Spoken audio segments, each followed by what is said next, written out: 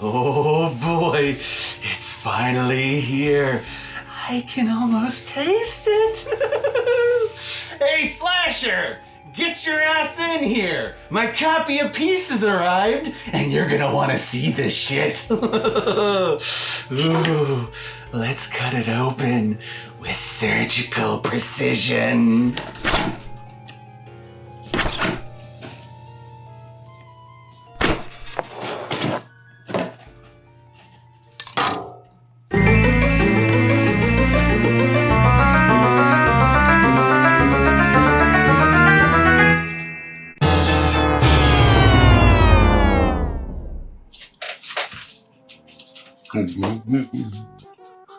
Oh, I didn't write.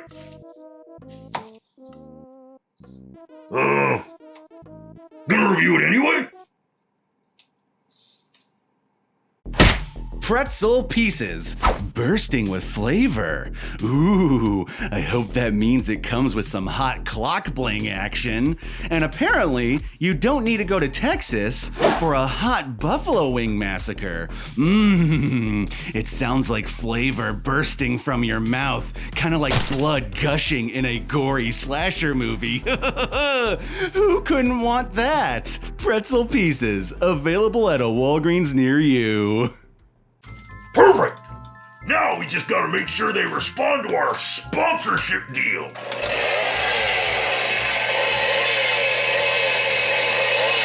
Pieces! You don't have to go to Texas for a chainsaw massacre. I mean, that's true. You could go to Norway, you could go to Hollywood, or wherever the hell this is. That being said, though, it is hard to beat the classics. Pieces! It's exactly what you think it is. But like this image here implies a sentient chainsaw terrorizing a patchwork Etsy doll, so I'm gonna be real disappointed if that's not the case. Actually, Pieces is a 1982 slasher film by Spanish director Juan Piquer Simón, who many of the more astute gorehounds out there may be aware is also the director of the 1988 classic Slugs, which is also exactly what you think it is. Hold on. Mutated slugs? Contaminated water system? Sign me the fuck up! But that's a review for another day. Today we're talking about his earlier film. One that just so happens to have been co-written by American producer Dick Randall and Italian producer Roberto Loyola. Don't let that international pedigree fool you though, as Pieces is not some sort of art house indie flick. It's pure exploitation through and through. And also happens to be a rare case where a film was both financially successful and then still became a cult classic over time. We're talking drive-in shows and badass Blu-ray releases, and was even cited by director Eli Roth as one of his favorite horror films of all time. Because Pieces literally is the thing of, I don't care, you could point to any DVD in this entire store. There's nothing better than this movie. Good shit! But what is it exactly about this Spanish-American co-production that's got so many gorehounds going goo-goo me gaga? And what's all the hubbub regarding the movie's shocking ending? Well, let's find out, shall we? So without further ado, caress your chainsaw and get ready to stitch together some co-eds, for this week's murder mystery massacre is none other than Pieces.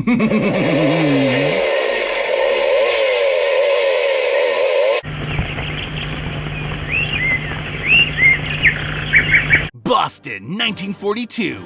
The Nazis are marching, the Allies are engaging, the Holocaust begins. The Battle of Midway rages, and Frank writes her very first diary entry. And then back in America, little Timmy here solves a sexy jigsaw puzzle. Horrifying. Oh, won't somebody please think of the children? Anyway, as previously stated, we open in 1940s Boston, where our future slasher killer, Little Timmy, attempts to complete a raunchy jigsaw puzzle. Oh no! Unfortunately for him, though, his mom discovers this and freaks the fuck out. Like, I'm pretty sure this woman is not a fan of wire hangers, is all I'm saying. Where did this filth come from? I got it from Milton Bradley, I swear. You gotta love old school psychotic puritanism, though. I mean, tasteful nudity will rot your child's brain. but outright domestic abuse, now that builds character. Which is just so true, I mean, just ask John Wayne Gacy. Go get a plastic bag. I'm gonna burn everything. But Mom, plastic bags weren't invented until the 1950s. Yeah, and our phones from the 1970s, and the Patriots didn't exist until the 1960s. We live in a time warp, you little twerp. Now get me that bag before I kick you back into the 1930s. Seriously, if his mom thinks that puzzle is bad, just wait till she sees my browsing history. I wouldn't worry too much though, my fellow gorehounds, as something tells me that despite all the abuse here, little Timmy is still gonna hack it as an adult.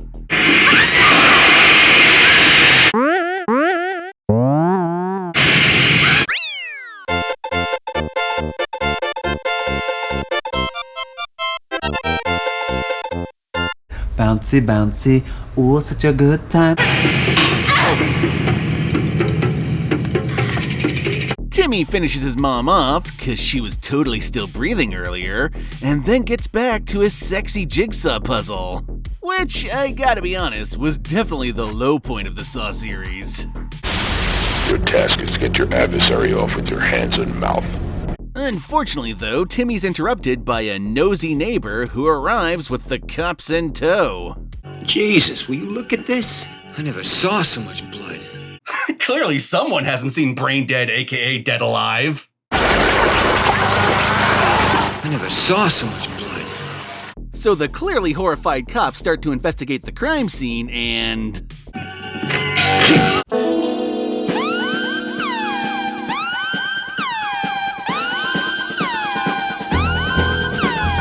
Oh shit, look! The mom really is a head case. Anyway, the cops assume Timmy couldn't possibly kill his own mother, so they seek another guardian to take him in. Where's the father? He's away in Europe with the Air Force. Yeah, about that. You see, the Air Force wasn't officially established until 1947, so in this instance, I can only assume Air Force is a euphemism for a whole lot of hookers. Eventually, though, the useless cops conclude that Timmy can stay with his aunt, and thus, a very suggestive title sequence begins. Oh my god, that looks like cum! Welcome to the cum zone.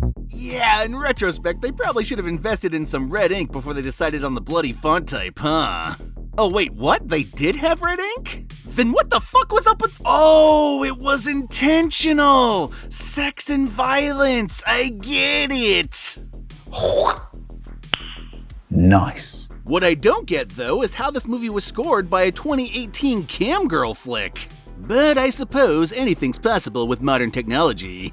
Actually, in truth, cam refers to a music library from which the English language cut of Pieces compiled its score. This is of course in stark contrast to the Spanish language version, which features an actual score done by the original composer, and is also shockingly preferred by the director himself. Psh, silly Juan, how dare you prefer your movie with its intended score? Hashtag release the Simón cut. Hashtag bud in English please.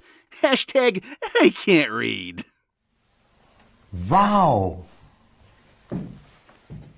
Anyway, we flash forward 40 years and we get our very first look at this movie's killer. Black gloves, no face? Could this be a giallo killer? Are we watching a giallo movie? Actually, not quite. While this film features a whole lot of the same tropes that you would find in an Italian giallo film, and in many ways feels like a crossbreed between a giallo and a slasher, it wasn't actually the filmmaker's intention to make a giallo film, but rather a standard slasher film. That being said, I feel like you could still easily slide this into the category of giallo slasher hybrids, alongside such awesome films as Stage Fright or Torso. 'Cause there's certainly enough here to say that it's both. Though it should also be noted that genre labels are made up and somewhat arbitrary, and a lot of what we call giallos would just be called slashers were they made in America and not Italy. Hell, the Friday the 13th franchise has been cribbing elements from giallos for years, and barely anyone noticed. But only barely, because, I certainly noticed. And now you will too. Anyway, I do not know how Timmy got his mom's bloody belongings from that gruesome crime scene, nor do I know why he sold some of them on Costume.com. But what I do know is that they do not, in fact, fit me, and this is why I cry at night.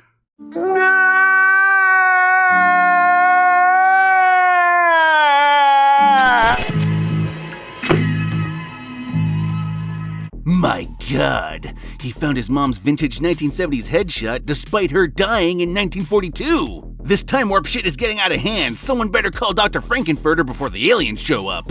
Meanwhile, on the set of Disney's Brink, a college student tries to enter Wonderland the hard way.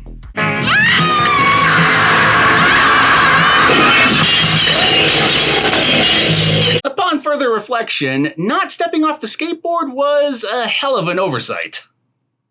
In all seriousness, I have no idea why this girl is flashing back to a scene she wasn't a part of, but maybe the movie will explain it later? Enough about her though, as apparently we've already moved on to yet another college student. Wait, did I just say yet another college student? Because apparently it's the same damn one. What the hell is going on here? Okay, so it turns out there actually is an explanation for this.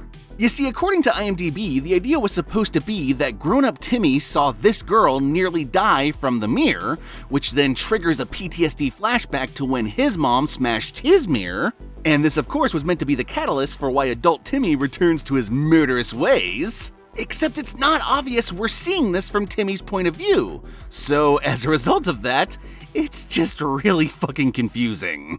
Hey, you're gonna be long? If so, I'll move somewhere else. Just a few minutes, miss. A few minutes later. Damn, did you see how far her head flew? I guess it really is in the execution. Following that violent murder in broad daylight, we are then introduced to Lieutenant Bracken, played by none other than Christopher George. Now, Mr. George here is no stranger to this channel, as Gorehounds might recall him being in both Grizzly and City of the Living Dead. Two reviews I did way back in the day, and personally I don't think hold up very well right now, so I'll link them below, but I'm warning you, they're rough.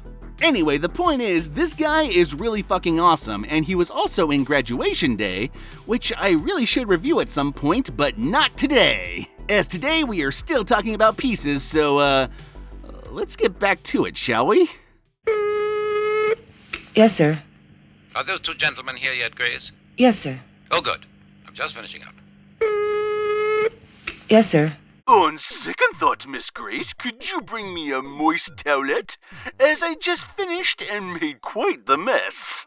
So it turns out Lieutenant Bracken and his partner Sergeant Holden are here to investigate the headless girl's murder. But before that, let's check in and see what the kids are up to these days. The most beautiful thing in the world is smoking pot and fucking on a waterbed at the same time. You think that's beautiful? Try having sex on an escalator. It really takes it to a whole new level.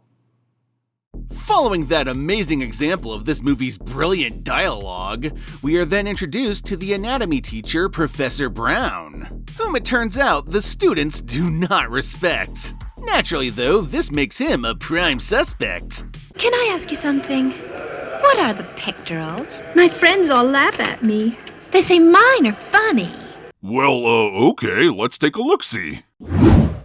I'm a heroin addict. I need to have sex with women who saved someone's life. Nah, girl, your pics are funny as fuck. After Mr. Brown is sexually harassed by his own students, Secretary Grace informs him that Bracken suspects the killer might be one of the school staff.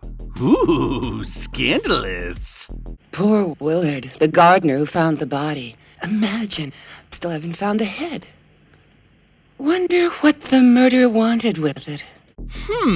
Well, let's see here. He could build an altar to it so that the final girl discovers it in the last act. He could also use it to taunt another victim's daughter in her own dreams. Oh, he could even use the head to, well, get some head. Really, when you get right down to it, severed heads are extremely versatile. Well, yeah, I use all my severed heads as stocking stuffers. Come on,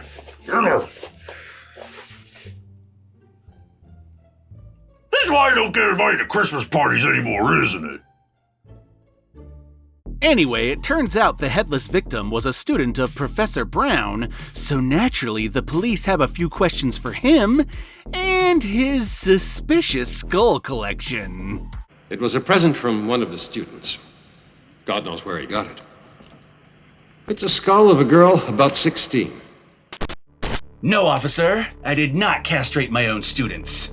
Now that we got that out of the way, check out my collection of dried out foreskins. Does a body good. Next on the list of the way too obvious red herrings is Willard, the creepy groundskeeper who really loves his chainsaw. Like, really loves his chainsaw. Like, I'm pretty sure he's going steady with that thing. Willard, when do you expect your work will be finished here with us on the campus? I don't know, maybe in a week or two, maybe more. You don't have to worry, it won't cost you any more. Want to know how my chainsaw's like my ex-wife on her period?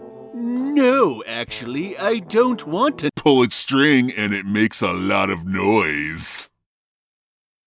Yeah, so, you're like fired now. Yes, it appears the pieces are finally coming together. But first, it's time for us to meet Kendall, the resident ladies' man and fellow student of the school. I want to do it underwater. See you in the pool. I want to do it under fire. See you in Afghanistan. Yes!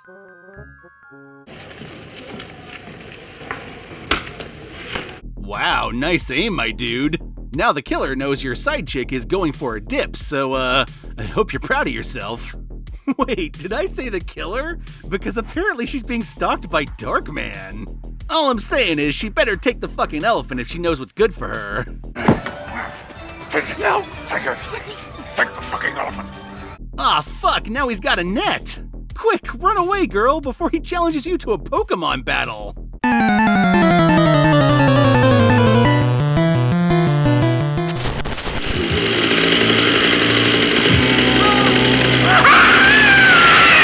Oh man, that's horrible! If only she swam down. Actually, it's a real good thing she didn't swim down because it turns out they filmed this shit in December, so that water was 5 below. And I cannot stress this enough, that shit could have killed her. Y ahí la escena donde una de las chicas se tira a una piscina, pues casi se muere, porque es que hacían 5 grados bajo cero y el agua estaba absolutamente helada. Seriously, what the fuck, Juan? Ever hear of on-set safety measures? God damn. Anyway, back at the library, Kendall receives a note that doesn't make him too happy. Elsewhere, the killer drags a Sergio Martino film into the freezer, where he stored the head of the first victim. Meanwhile, Willard runs into Kendall, but due to an unfortunate placement of the chainsaw, they mistake Willard for the killer. Hold it! Or I'll blow your brains out! No, officer, please! Not my brains!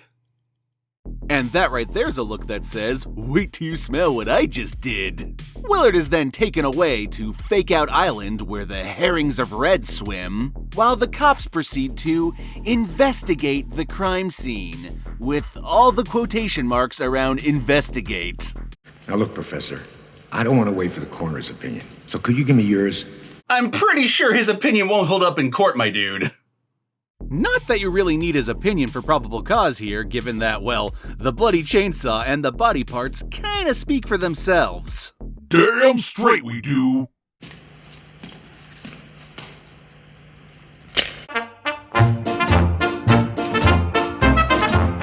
Guess this case is giving me the creeps. Me too. Where's Tom Atkins' mustache when you need him? So Bracken decides to plant some undercover agents on the school staff in order to lure out the killer. Which is really weird because didn't they just arrest the dude they were pretty sure did it? Case closed, you got him. Or did you? No time to answer that very pressing question though, as it's time to interrogate Kendall about why he showed up at the pool, despite having received a second note that was clearly intended to discourage him. Well, sir, I just had this feeling. There was something fishy. By Joe, the killer is a fishman! I knew I should have checked if this was Miskatonic University. Oh snap, it's a jazzercise sequence! Now we know it's the 1980s! Oh yeah, get your funk on, do your dance, yeah, yeah, yeah! No, wait, don't go to the bathroom, girl! Don't you know that's a cardinal sin in slasher films? You know, I know a lot about slasher rules, but, last time I checked, that wasn't one of them. Oh yeah, it is. It's just a secret one. A secret one? Oh yeah, you know those, like, secret menus at fast food restaurants? It's kinda like that. Oh, wow! Yep, going to the bathroom in a slasher movie is the Burger King suicide burger of slasher movie rules. Which makes a lot of sense when you think about it, because if you have that burger, there's only one place you're going. Oh, my arteries!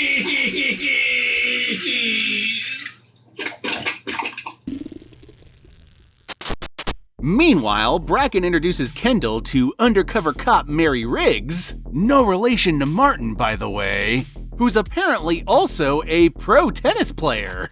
Which I mean is a pretty crazy combination, to be sure, but at the same time, I've spent a number of years playing an Italian plumber who's also an intergalactic fighter of dino turtles, so, who am I to judge?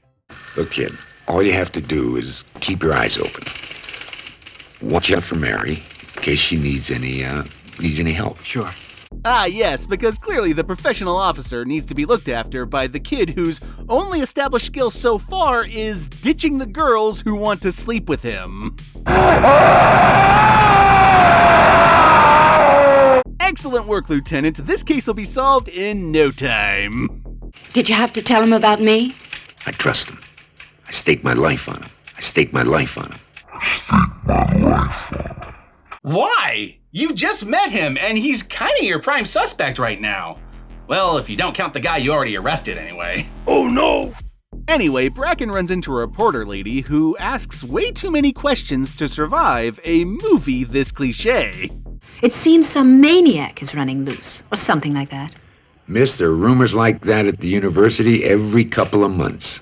Every couple of months? What the fuck kind of school is this? Splatter University? Splatter you. It's the only education you'll ever need. Enroll now at a theater near you and earn a higher degree in blood-dripping terror. Splatter you. Anyway, back at the aerobic studio, the bathroom girl is about to learn why you don't get in the elevator with the unknown soldier.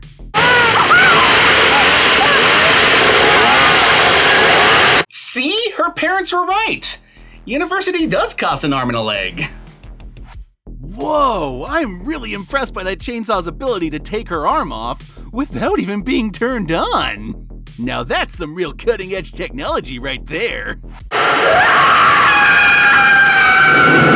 Oh shit, my ability to hear people dying senses are tingling.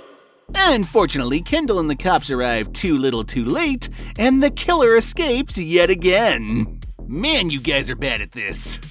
We must have scared him off, Lieutenant.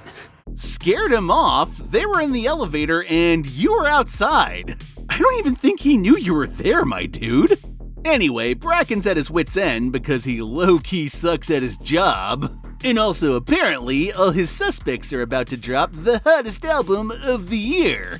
Later, we get some equal opportunity nudity as Kendall notices Mary exploring the school by herself. Which of course means he, as a big, strong man, must leave the girl that he is currently fucking so that he can go protect the police officer who's more than capable of defending herself. I don't know what you're talking about. Makes perfect sense to me. Oh, honey, where are you going? What if you gagged me, huh? I wouldn't make any noise then. Looks like someone just increased their sub count. Speaking of which, don't forget to like, comment, and subscribe, and be sure to hit that notification bell, because that's the way Daddy likes it. Oh yeah. I mean, oh shit, there's something about Mary. And by something, I mean she's currently being stalked. Run, Mary, run, before something bad Wait, did Mary just get attacked by Discount Bruce Lee? Or have the shrooms finally started kicking in? Oh, I don't know, Guru. I think there was something in that movie. Mary, quite contrary. How does your garden grow? with kung fu strikes and fast fist fights and kicks to the balls, oh no. Oh, hey, it's my kung fu professor. What's the story, Chow? Oh, I am out jogging, and next thing I know, I am on ground. Something I eat. Bad chop suey. Bad chop suey. Bad chop suey. So long. Take it easy. No slash. I think the shrooms are turning on me. Oh. Just roll with it, Guru. Roll with it like Limp Bizkit, man. Keep rolling, rolling, rolling, rolling. In all seriousness, it turns out there actually is a method to this scene's madness. You see, it turns out producer Dick Randall was also known for making Bruceploitation films, and essentially wrote this cameo to promote said films. However, given that this is a slice-and-dice slasher film set on a college campus, the inclusion of a random Bruce Lee impersonator just comes across at best as, what is even the fuck? Even though, I gotta admit, I kinda like the scene. It's just so dumb, it's kinda brilliant. Also, I'm like 90% sure this was the direct inspiration for the infamous pancake scene from Eli Roth's Cabin Fever, but don't quote me on that. Pancakes! No pancakes!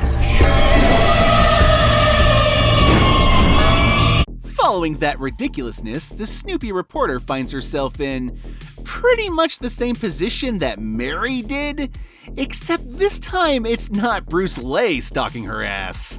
That's because this time it's the 1930s pulp hero, The Shadow. I wonder if this one is also voiced by Orson Welles. Only partially joking there, by the way, as the killer in this film was inspired by the pulp hero The Shadow, and not Italian giallo films, as is commonly assumed.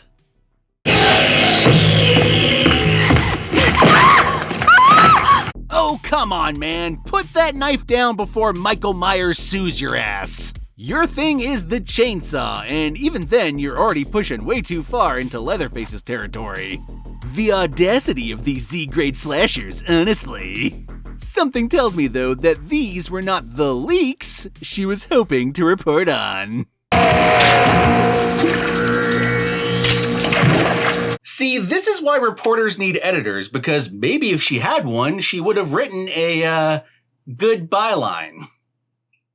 Damn, this slow motion is so goddamn beautiful. You almost forget to question why the fuck a school would put a waterbed in their gymnasium. Also, check this shit out.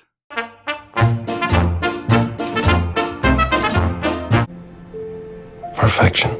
So it turns out they didn't actually have a prop on hand when they filmed this scene, so they used a real knife, which kind of explains why that miss is so fucking obvious.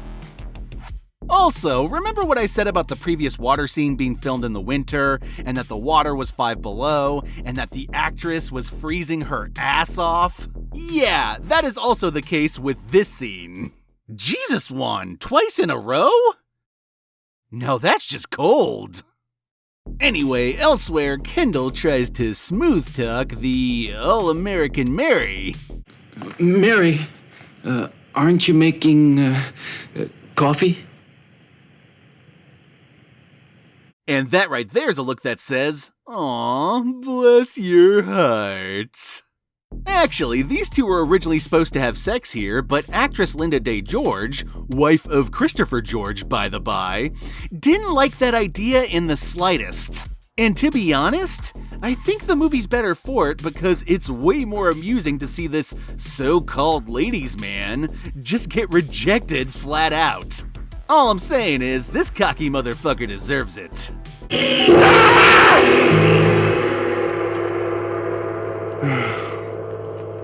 Casanova! Casanova!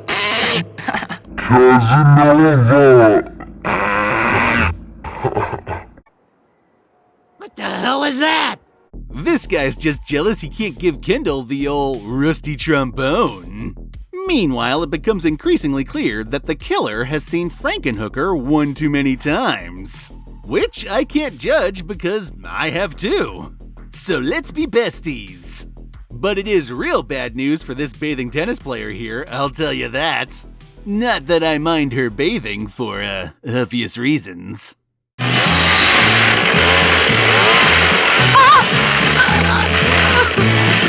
He, really took the piss there, didn't he? Now here's a fucked up fact for you. According to IMDb, this piss take was done because actress Leticia Marfil actually did piss her pants. Apparently, the proximity of the chainsaw just freaked her out that much. And so in the end, the director really liked the take, so he, worked it into the movie. And I guess the rest is just history. Which on one hand works really well and legitimately adds to the scene. But on the other hand, I feel like you got some serious safety issues if you're bringing real chainsaws so close to your actresses, they're literally pissing themselves. I feel we can do a little better than that, is all I'm saying. Our killer gives the shower a new coat of paint, while the murder itself is disguised by music playing over the loudspeakers. Our so-called heroes naturally become suspicious of said music and ask the recently freed Willard what's up. I just take care of the grounds. All electronics is someone else's headache. By the way, what's black and white and red all over? I honestly have no idea. Mimes in a chainsaw duel. Ha! Yeah, that really wasn't funny. Aw man, no one ever appreciates my boomer humor. Willard and Mary successfully turn off the music, while Kendall discovers the horrible fate of the pissy tennis girl.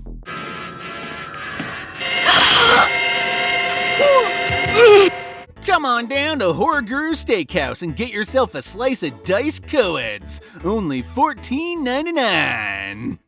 I'm only partially joking here, by the way, because it turns out this movie, by and large, used real animal guts from an actual slaughterhouse in order to create its gore effects. And for this scene in particular, they even diced up an actual dead pig in order to simulate the tennis player being sawed in half. Now that's what I call authenticity, god damn! This is some pig!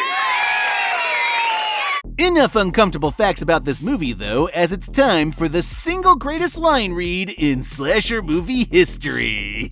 Drum roll, please! Killing her! Bastard! Bastard! Bastard! Oh, come on, Mary, that's just harsh. I mean, he may be a psychopathic murderer, but it's not exactly his fault his parents weren't married. It's the non-existent Air Forces. After Mary rages over the inglorious bastard, we watch as two other known bastards, Bracken and Holden, realize that they need to work a whole lot faster. Remember that kid Kendall? I'll see if I can get him down there to you. I thought I was tired. We can't use a suspect. You must be kidding. Suspect? You're crazy. It's honestly amazing Lieutenant Bracken hasn't been fired by this point. He should have stuck to shooting bears with rocket launchers, is all I'm saying.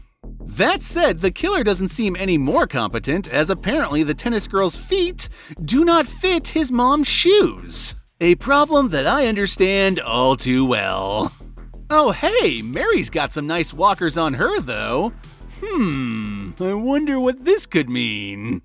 Do you mind if I walk with you for a ways? I'm a little nervous after what's happened. In broad daylight here in the middle of the campus, I don't think there's much to worry about. Yeah, nothing at all to worry about. This girl right here wasn't decapitated, she was just doing her best Mary Queen of Scots impression. And the one here in the shower? Psh, simply lost her footing. And don't get me started on how the killer's mother lost her head.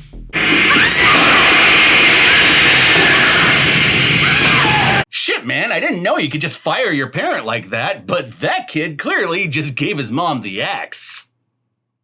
Enough about that, though, as it's time for the dean to ask Mary a very misleading question. Miss Riggs, how do you like your coffee? With cream and sugar? Something tells me she's fine with the cream and sugar, but could definitely do without the Rohypnol. And just in case you haven't figured it out yet, the dean here isn't planning to unleash his inner Cosby so much as his inner Kemper. Edmund Kemper, that is. You can, of course, hear everything I say, can't you? But you can't move. Of course. On second thought, Mr. Bean Goes on a Murdering Spree was not the best sketch idea. Elsewhere, Kendall and Holden discover that the dean is in fact Timmy from the opening scene, and thus rush to save Mary before it's too little too late. Once they arrive, though, the dean is nowhere to be seen. So where the hell did he go?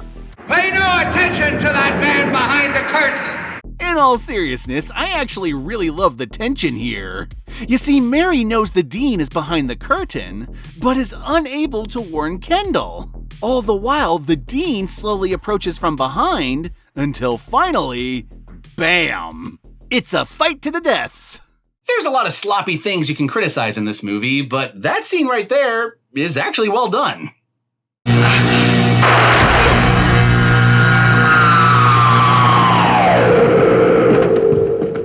And so, Timmy is defeated and Kendall and Mary are still in one piece, and everything is gonna be okay. Well, kinda okay anyway, as there is still one missing piece to this puzzle. We're finding out little secrets like that all the time. Really? Want a date? Going out? Looking for some action? But wait! There's more!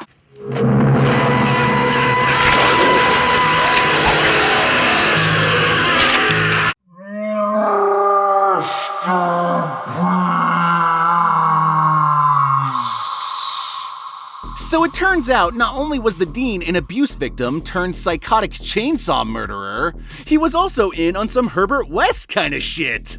And believe you me, not a single person who sat down to watch this for the very first time expected that it would end with a living Frankencoed. Much less the castration bit, my god! And so because of this scene and this scene alone, Pieces has gone on to become what I like to call a rite of passage horror movie. It's the movie that every veteran gorehound makes their newbie friends watch at least once, just so they can see them go apeshit when the Frankencoed rips off Kendall's dick. And even though your friends will no doubt hate you for showing them the movie, you know that the first chance they get, they're gonna show it to someone else they know.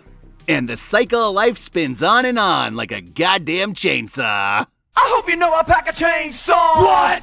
So that was Pieces, and I assure you, there's no fucking way it's exactly what you thought it was. Essentially, Pieces is the definitive cheesy slasher movie. Its plot is convoluted and nonsensical, its acting is atrocious, and there's a point halfway through where everyone asks themselves, why the hell am I watching this?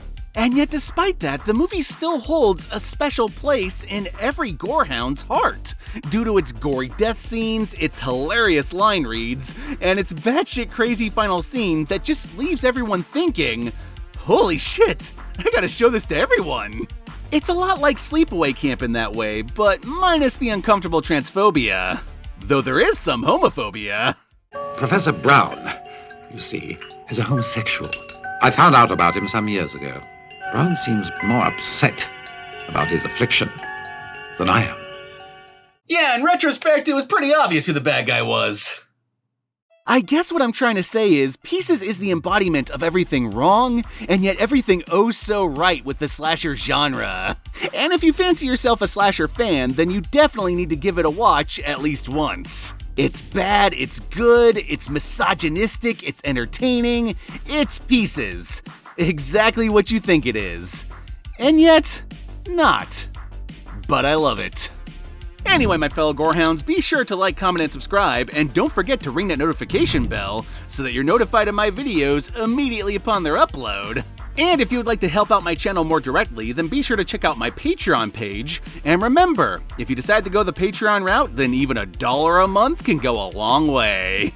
And finally, if you made it this far into the video, then I want you to comment below, and be sure to comment below, using the hashtag FrankenCoed. Work it into your comment however you please, and that way I will know that you watched this video all the way through. And with that said, my fellow gorehounds, peace out, and I'll catch y'all later. Something I eat. Bad chop suey. Bad chop suey. Bad chop suey.